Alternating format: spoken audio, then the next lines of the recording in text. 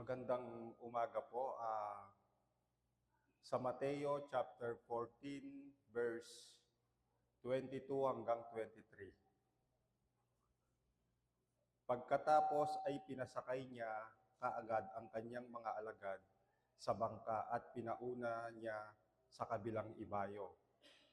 Hanggang pinauwi niya ang maraming tao.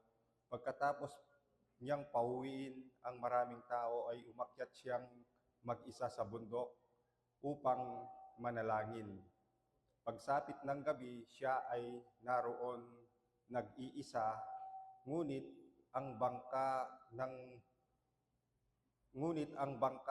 ng mga sandaling iyon ay malayong malayo na sa dalampasigan na hinahampas ng mga alon sapagkat pasalungat sa kanila ang hangin. Nang madaling araw na ay lumapit siya sa kanila na lumalakad sa ibabaw ng dagat. At nang makita ng mga alagad na siya ay lumalakad sa ibabaw ng dagat, nasindak sila na nagsasabi, multo. Nagsigawan sila sa takot. Ngunit nagsalita kaagad sa kanila si Jesus na nagsasabing, lakasan ninyo ang inyong loob. Ako ito, huwag kayong matakot. Sumagot sa kanya si Pedro at nagsabi, Panginoon, kung ikaw iyan, ipag-utos mo sa atin na lumapit sa iyo sa ibabaw ng tubig. Sinabi niya, halika. Kaya't bumaba si Pedro sa bangka at lumakad sa ibabaw ng tubig patungo kay Jesus. Ngunit nang mapansin niya ang hangin, natakot siya at nang siya'y papalubog na ay sumigaw siya, Panginoon, iligtas mo ako. Inabot kaagad ni Jesus ang kamay niya at hinawakan siya na sinasabi sa kanya, O ikaw na maliit ang pananampalataya, bakit ka nag-alinlangan? Nang makasakay na sila sa bangka, ay huminto na ang hangin. Sinamba siya ng mga nasa bangka na nagsasabi, tunay na ikaw ang anak ng Diyos. Ito po ang pagsasaluan natin ngayong umaga.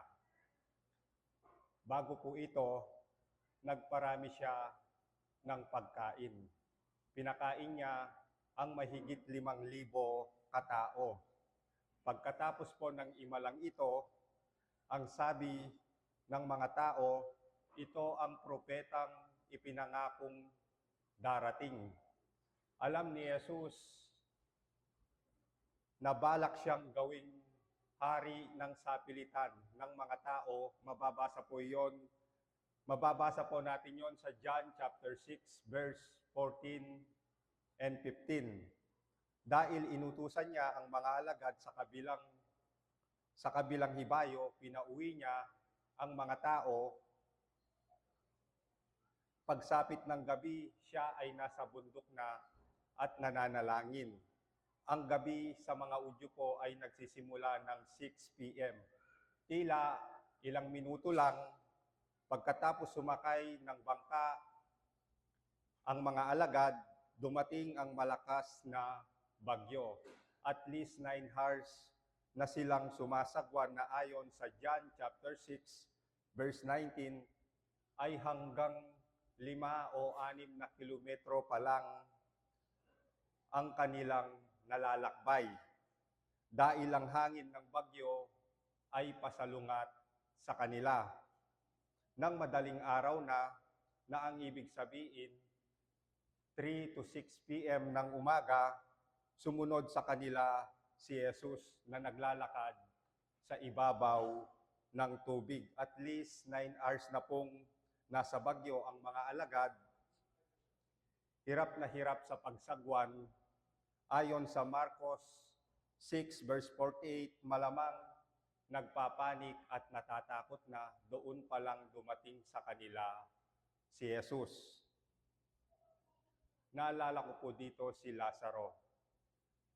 nang magkasakit at mamatay si Lazaro, dumating si Jesus after 4 days. Late daw siya ng 4 days, ngunit on time siya. Sa ating text, delay o late ng 9 hours, ngunit on time siya.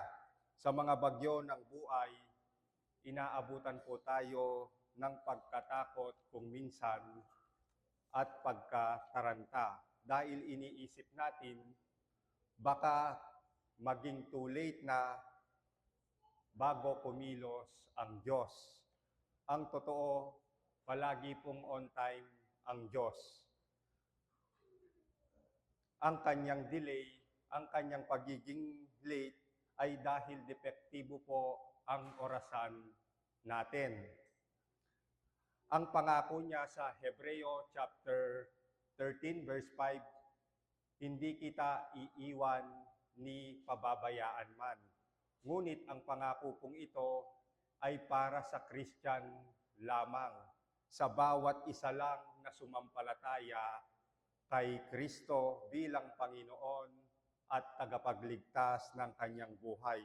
Doon lamang tanging kay Kristo at ang kanyang kamatayan sa krus, ang lahat ng kanyang kumpiyansa para sa kanyang kaligtasan.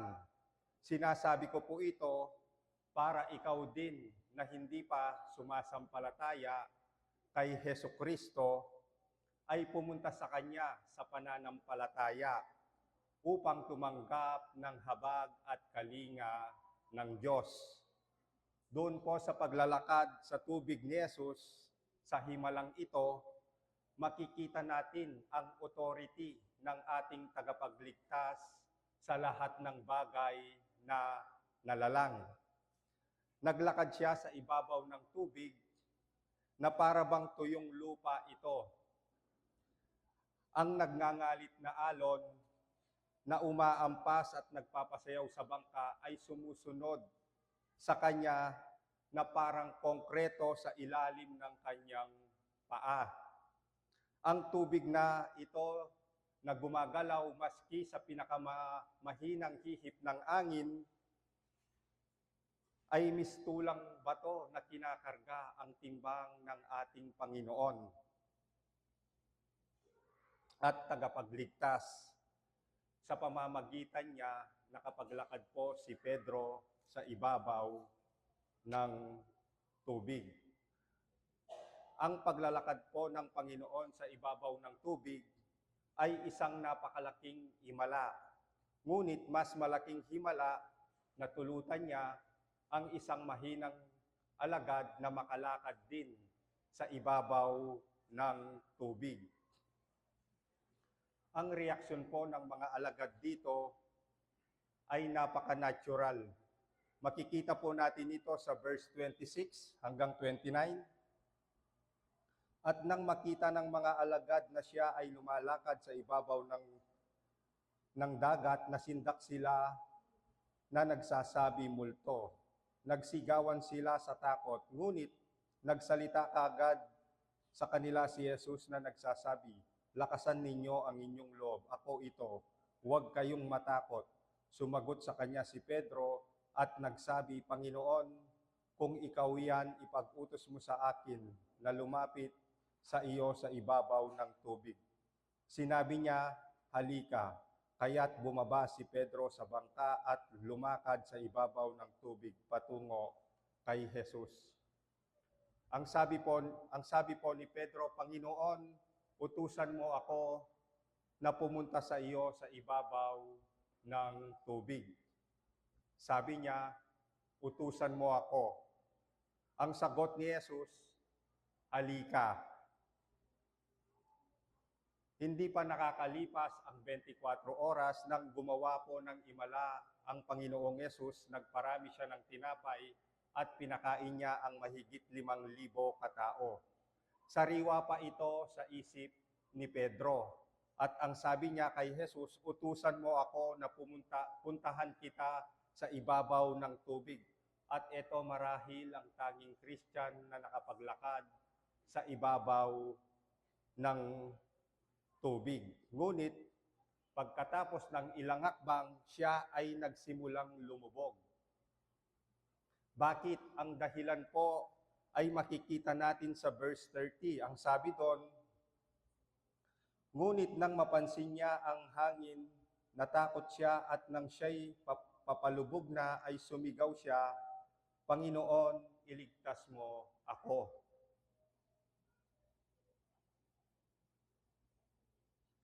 Nakapaglakad po si Pedro sa ibabaw ng tubig, ngunit nang mapansin niya ngunit nang alisin niya ang focus niya kay Jesus at ibinaling sa hangin,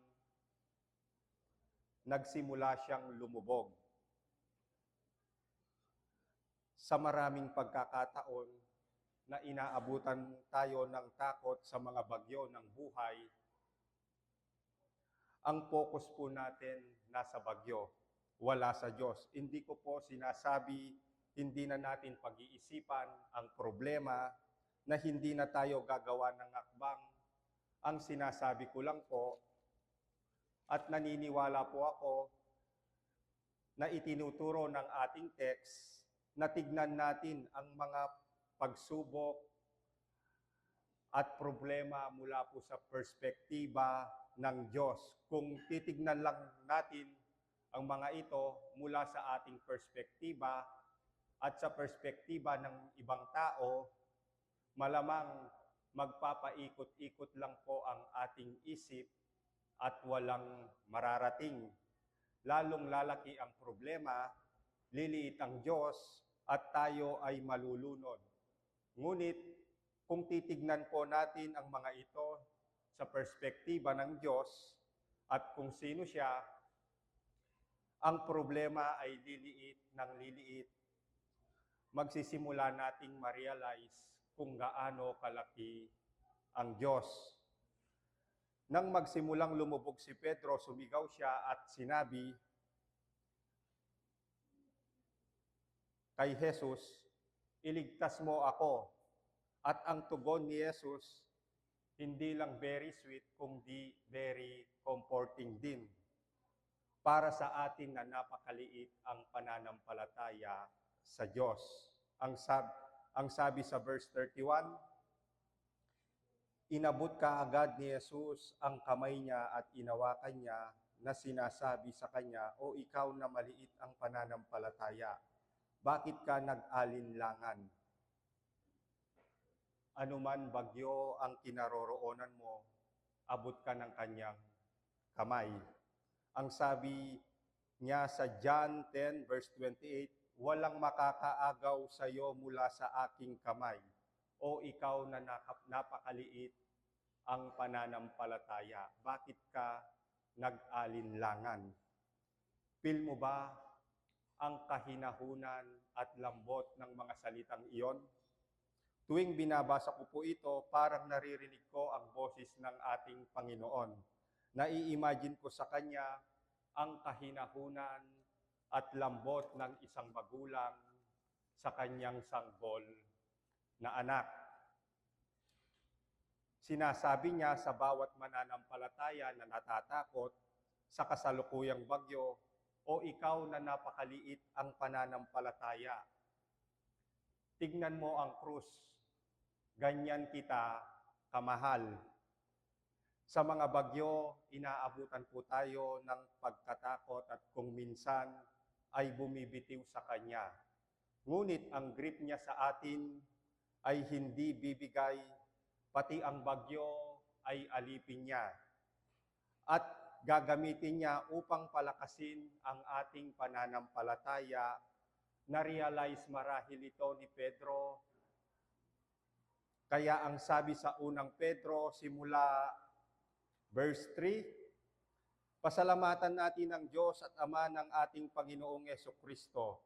Dahil sa laki ng habag niya sa atin, tayo'y binigyan niya ng isang panibagong buhay sa pamamagitan ng muling pagkabuhay ni Jesucristo. Ito ang nagbigay sa atin ng isang buhay na pag-asa, na magmamana tayo ng kayamanang di masisira, walang kapintasan at di kukupas na hinihanda ng Diyos sa langit para sa inyo. Sa pamamagitan ng inyong pananampalataya, iniingatan kayo ng kapangyarihan ng Diyos habang hinihintay ninyo ang kaligtasang nakahandang hihayag sa katapusan ng panahon. Ang kapangyarihan po daw ng Diyos ang nag-iingat sa atin. Hindi po tayo ang nakakapit sa Kanya. Siya po ang nakaawak sa atin. Ang power po ng Diyos ang nag-iingat sa atin. Verse 6, ito'y dapat ninyong ikagalak kahit na magdanas muna kayo ng iba't ibang pagsubok sa loob ng maikling panahon. Verse 7, ang ginto, bagamat nasisira, ay pinapadaan sa apoy upang malaman kung talagang dalisay. Gayon din naman, ang inyong pananampalataya na higit na mahalaga kaysa ginto ay sinusubok upang malaman kung ito'y talagang tapat. Sa gayon, kayo'y papupurian, dadakilain at pararangalan sa araw na mahayag si Jesucristo. Pagsakay po ni Jesus at Pedro sa bangka, tumigil ang bagyo. Ayon sa John chapter 6 verse 21, pagsakay ni Jesus sa bangka, immediately ang bangka ay nasa pangpang na patutunguhan nila. Nasa kalagitnaan man po tayo ng bagyo ngayon, si Jesus ang Diyos ng bagyo. Malate man siya, mag-delay man siya, dadalhin pa rin niya tayo sa ating destinasyon.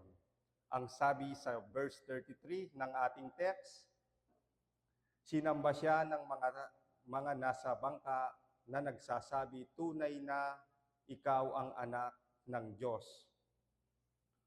Wala na pong mas humble na tao kaysa sa Kanya. Ngunit, tuwing siya ay sinasamba, malugod niya itong tinatanggap dahil siya rin ay Diyos. Ihandog po natin ang ating worship ngayong umaga sa pamamagitan ng pagtitiwala sa Kanya. Ihandog po natin ang ating worship sa pamamagitan ng pagsunod sa Kanya. Tulad ni Pedro, sabihin natin, Panginoon, utusan mo ako. Ang pinaka-safe na lugar sa bagyo, kinaroroonan natin sa gitna ng kalooban ng Diyos. Noong nasa tubig si Pedro, mas safe siya kaysa noong nasa bangkas siya. Dahil kasama niya doon ang Panginoong Jesus. Kung ang Diyos ay Diyos, ang tanging pinaka-safe na lugar ay sa gitna ng kanyang kalooban. Kaya kung anuman ang iutos ng Diyos sa atin, saan man niya tayo utusan, sumunod po tayo. Dahil doon ang pinaka-safe na lugar para sa atin. Tayo po'y manalangin. Maraming salamat po, Panginoon. At sa tulong po ng inyong Holy Spirit, tulutan niyo po kami ngayong umaga na i-worship ka namin sa Espiritu at sa katotohanan. At sa mga kasalukuyang pong pagsubok na dumarating sa aming mga buhay, tulutan niyo po na gamitin niyo po ito para lumakas ang aming pananampalataya sa iyo para sa ikapupuri ng iyong pangalan. At sa aming pong pananambahan ngayong umaga, kayo po ang patuloy na mag-guide at tumulong sa amin. Sa amin pong scripture reading, sa amin pong pag-aawitan, at sa amin pong pagkakaloob at sa pag-aaral po ng iyong banal na salita. Patuloy pong linisin niyo ang aming mga puso sa dugo ng aming Panginoong Yesus at ipakita niyo po sa amin ang iyong pag-ibig sa pamamagitan ng kanyang buhay at kamatayan at muling pagkabuhay at kung ano po ang ginawa niya sa krus. Tulungan niyo po kami ngayong umaga na magawa namin ito na nakakayon po sa iyong kalooban at magbigay po ng glory sa iyong pangalan. Sa pangalan lamang po ng iyong anak. Amen.